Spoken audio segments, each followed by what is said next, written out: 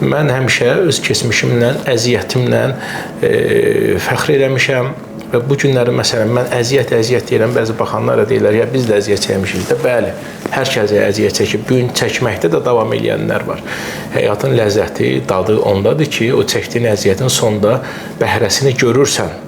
Və bunları da, məsələn, bir tanınmış insan olaraq öz keçmişimi, əziyyətlərimi bölüşməyi özümə fəxr bilirəm və utanmıram.